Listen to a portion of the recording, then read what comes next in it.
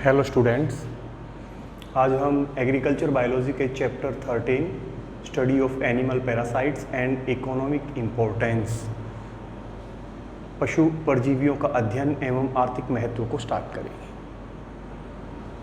इस चैप्टर में पहला पशु परजीवी एनिमल पैरासाइट फ्लिया पिस्सू है। इसका बोटेनिकल नेम पुलेक्स इरिटेंस है। पुलेक्स इरिटेंस फ्लिया पिस्सू। Classification of Phulia. फ्लिया संघ आर्थ्रोपोडा का कीट है जिसका ऑर्डर गण साइफोनिप्टेरा है। आर्थ्रोपोडा फाइलम के ऑर्डर साइफोनिप्टेरा के कॉमन प्राणियों का कीटों का नेम फ्लिया पिस्सू है। इस ऑर्डर में लगभग 2500 छोटे उड़न विहीन फ्लाइटलेस इंसेक्ट्स की स्पीसीज पाई जाती हैं। ये मैमल्स और बर्ड्स, स्तनधारियों और पक्षियों पर एक्टोपैरासाइट्स बाह्य परजीवी होते हैं और इनसे ब्लड रक्त के रूप में भोजन को प्राप्त करते हैं। तो ऑर्डर साइफोनिप्टेरा, कॉमन नेम फ्लिया, छोटे उड़न विहीन कीट है। Mouth parts मुखांग। फ्लिया में चुभाने एवं चूसने वाले मुखांग पाए जाते हैं जिनसे ये अपने होस्ट पोषक स्तनधारियों और पक्षियों से रक्त के रूप में भोजन को चूसता है। फ्लिया की बॉडी जो है स्क्लेराइट्स नामक कठोर प्लेटों से ढकी रहती है। इसके सिर पर कंपाउंड आइज, संयुक्त नेत्र जो वास्तविक नेत्र है, पाए जाते हैं। इसका शरीर सिर, वक्ष और उदर, हेड, थोरेक्स और एब्डोमन में विभक्त होता है। हेड और थोरेक्स छोटे हैं। इनके कंपैरेटिवली तुलना में एब्डोमन, उदर भाग बड़ा है। इसके पिछले जो पैर है वो कूदने के लिए अनुकूलित होते हैं, जिनकी सहायता से ये लगभग 18 सेंटीमीटर ऊंची और 33 सेंटीमीटर लंबी जंप उड़ान कूद भर सकता है।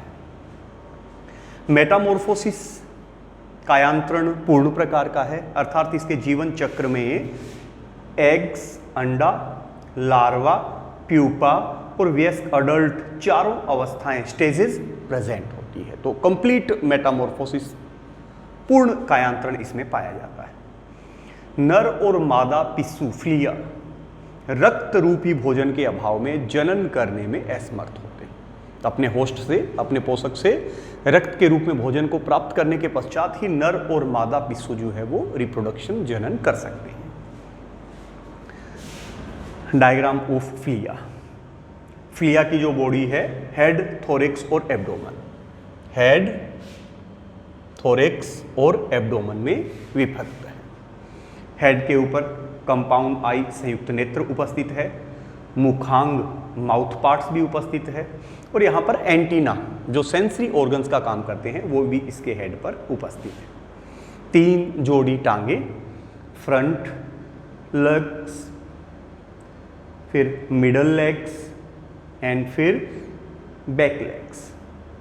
अग्र जोड़ी टांगे, मध्य जोड़ी टांगे और पश्च जोड़ी टांगे, जिनको हम जंपिंग लेग्स भी कह सकते हैं, जिनकी सहायता से ये लॉन्ग जंप, ऊंची और लंबी कूद जो है वो कूद सकता है। कीट के लेग्स, पाद में 5 खंड होंगे। कोक्सा, जिनकी सहायता से पाद जो है वो बॉडी से अटैच है। कोक्सा के बाद का एक छोटा सा पार्ट ट्रोकेंटर, ट्रोकेंटर के बाद में फीमर, फीमर के बाद का टीबिया और लेग का, पाद का अंतिम खंड टार्सस, जो 5 छोटे छोटे उपखंडों में 1, 2, 3, 4, 5 में डिवाइड है। Coxa, trochanter, femur, tibia and tarsus, ये लेग्स के 5 भाग हैं। इकोनॉमिक इंपॉर्टेंस ऑफ फ्लिया, पिस्सू का आर्थिक महत्व। पिस्सू वार्म ब्लडेड वर्टिब्रेट्स, गर्म रुधिर वाले कशेरुकियों पर परजीवी एक्टोपैरासाइट्स के रूप में पाए जाते हैं। इनकी बॉडी के बाहर, शरीर पर उपस्थित होंगे, बॉडी के बाहर उपस्थित होंगे और रक्त के रूप में भोजन को चूसते हैं, तो एक्टोपैरासाइट के रूप में इन पर पाए जाते हैं। अपने मुखांग को चुभाकर होस्ट से रक्त को चूसता है और रक्त के चूसने वाले स्थान पर मच्छर के काटने की तरह का चिन्ह बन जाता है। वहाँ पर इन्फ्लेमेशन, सूजन भी आ जाती है और इचिंग, खुजली भी चलती रहती है। त्वचा रफ, खुरदरी, पपड़ी त्वचा पर बन जाती है जहाँ से फ्लिया रक्त को चूसता है। लंबे समय तक फ्लिया अगर पिस्सू भोजन के रूप में रक्त को चूसता है तो हेयर फॉल, बालों का झड़ना और रक्त अल्पता, एनीमिया, खून की कमी जैसी स्थिति भी अपने होस्ट में, अपने पोषक में पैदा कर देता है। एज ए वेक्टर, वाहक के रूप में भी फ्लिया बैक्टीरिया और वायरस, जीवाणु और विषाणुओं को होस्ट तक, परपोषियों तक पहुंचाकर अनेक प्रकार के रोग पैदा करता है। जैसे जब इस फ्लिया के द्वारा प्लेग के बैक्टीरिया को काले चूहे में, रेटस में पहुंचा दिया जाता है और उस बैक्टीरिया के संक्रमण से जब चूहे ज़्यादा संख्या में मरने लगते हैं तो एक तरीके से ये उस स्थान विशेष पर प्लेग रोग का सूचक है।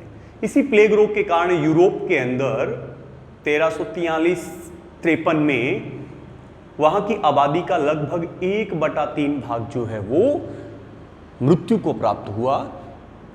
उनकी मृत्यु का कारण जो है वो प्लेग रोग था, जिसके वाहक के रूप में फ्लिया जो है, पिस्सू जो है, काम करता है।